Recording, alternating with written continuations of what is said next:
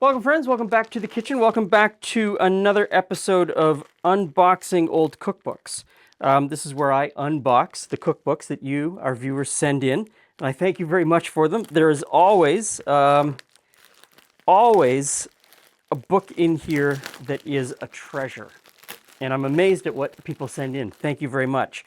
And so what happens is I unbox a few of these, or unpackage a few of these today, and then on Sunday, come on back and we'll cook something from one of the books that I unboxed today. This came from someone in the United States, and we'll see what's inside. Toys for Chicken. Chicken thanks you. Okay, in here I can see some already that I think are fantastic.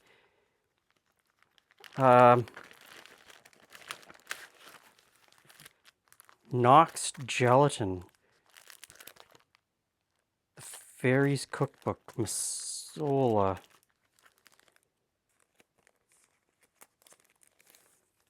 Okay, so I don't know where to start with this package. This all appears to be advertising ephemera. Advertising cookbooks.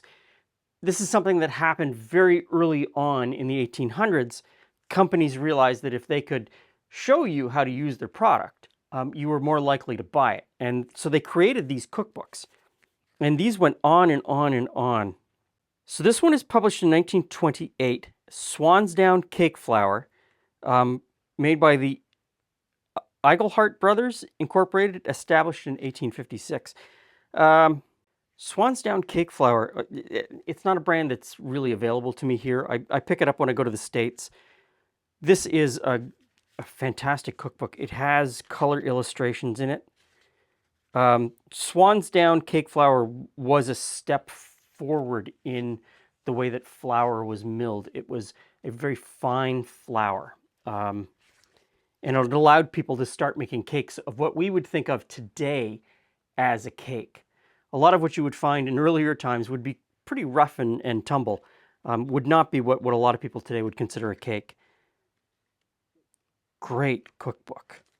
Okay, this next one it makes me smile because St. Lawrence corn oil and beehive corn syrup on the back. St. Lawrence Starch Company. St. Lawrence Starch, my mother's family is all from down along the St. Lawrence River and then up a little bit into the Ottawa Valley. And so the plants were all along the St. Lawrence, and there was one town where we would go to, and you would go to the plant and buy, it was a company store, and we would go there anytime we were down to visit to buy oil and mayonnaise and beehive corn syrup. Sadly, this company got absorbed into Big Corn, and it exists as brands now, but no longer as a Canadian-owned company. Huh. They were, of course, related to Masola. And this is the same sort of thing. This is Big Corn. Big Corn. So this is a little bit later. This is sometime in the 1950s. I think this is Swans Down Flour as well. General Foods, 1941. But Swans Down. So at that point, you know, I jokingly called Big Corn. Pretty much all consumer food products went from a family-owned business, family-owned company, to being bought up and rolled into one of these giant companies. General Foods is one of the biggest. And so they bought up hundreds of smaller companies across the United States and Canada and rolled them into this giant corporation. And they would keep on some of the regional brands for a period of time, and then slowly they'd change it to be just one brand. Part of the great homogenization of food as we know it in North America. And Royal Baking Powder. This one is from a little bit later too. Oh, no, I am completely surprised. Okay, so I flipped through and I looked at the way that the pictures were presented and the way that it was, you know, the typesetting, and I thought, oh, this is from the 1950s, 1960s. And I made that assumption because in the late 1950s, early 1960s, printing of this type of book was on a serious decline. They were making them cheaper and cheaper and cheaper and cheaper. Early on, they were very extravagant. Kind of makes sense when I see the date, 1937. So 1937, you know, Great Depression, the world is heading towards, you know, the Second World War. Money was pretty tight. This is, I think I have a copy of this. This is Knox gelatin. Another company that put out hundreds and hundreds of these. And I think I have a copy of this one, 1933. But my copy that I have is completely falling apart and missing pages. This one is in pristine condition, absolutely pristine condition. Knox really did an incredible job with these cookbooks. The recipes were fantastic, and the pictures inside were just incredible. Okay, stack these up and let's open another box. Let's get a box. Let's get a box this time.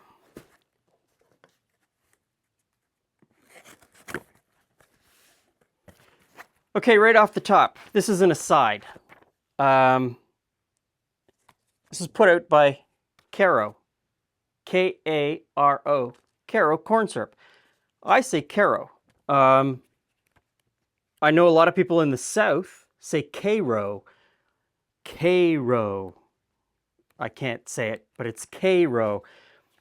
I say Karo, and I'm confused about the correct pronunciation. I guess the correct pronunciation is whichever one you use. Really, what it comes down to. If you want to say Karo, go right ahead and say Karo.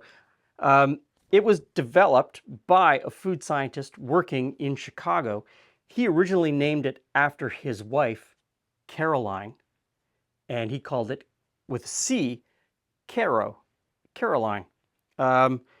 Marketing people get involved, and the first thing they want to do, I sat through so many of these meetings, we got to swap out that C for a K, because K means strength. C is a weak letter. So the first thing they do is they swap out the C, and I can picture that meeting in my head because I've been in so many of them. And they swap it out and they spell it Karo because K is a much stronger letter.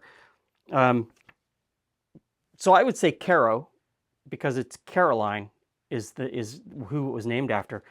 A lot of people say Karo. Anyway, that was just an aside. You got that for nothing. This is packed. Okay, there are so many books in here. My word. The Service Cookbook. Mrs. Ida Bailey Allen. Published in 1933. Published exclusively for the F.W. Woolworth Company. So I imagine it was only sold in Woolworth stores.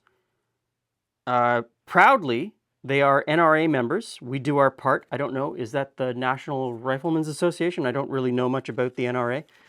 So Mrs. Ida Bailey apparently had a radio show about homemaking. And there she is, talking at the microphone. Coast to coast.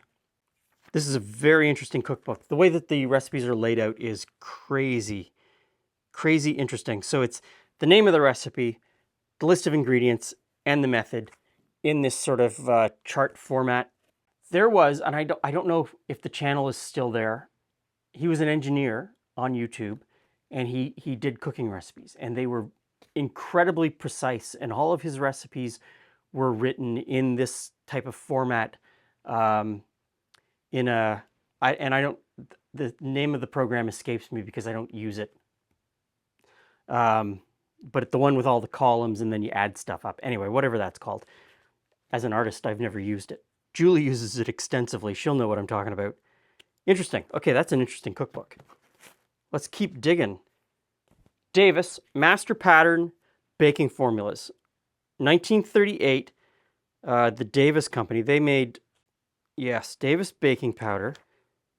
It says baking formulas. Are they written as formulas? Yeah, kind of. Okay, so baking formulas are interesting because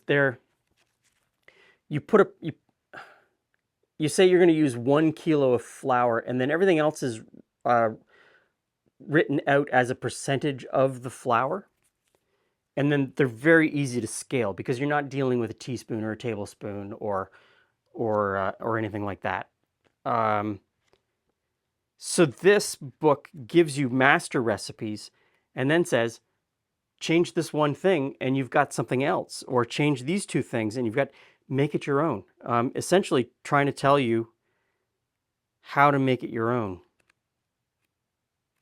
Interesting book. Okay, let's continue. So much in here. Westinghouse refrigerators, eggs, poultry, desserts. Okay. Metropolitan Cookbook. They were everywhere. There were so many of them, and I don't recognize this one. What year is this? Sometimes they're not, sometimes they don't give a year. It's coded. Okay, Metropolitan Cookbook. And the last book, a book of hors d'oeuvres, 1925.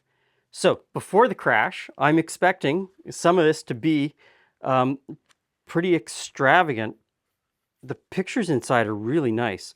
It's printed on really heavy stock. Artichoke and caviar canapes, pimento anchovies, cream of caviar wafers, clam canapes, crab meat boucher, eggs stuffed with lobster. Oh, to be rich in 1925 before the stock market crash. Pâté de foie gras aspics. Okay, that's an incredible book. That is an incredible book. Even though I may never cook anything from it, it is an absolutely incredible book that tells a story about 1925. So, come on back on Sunday. On the Old Cookbook Show, we're going to cook something out of one of the books from these two packages that I've opened. Thank you so much for sending them. I love getting this stuff.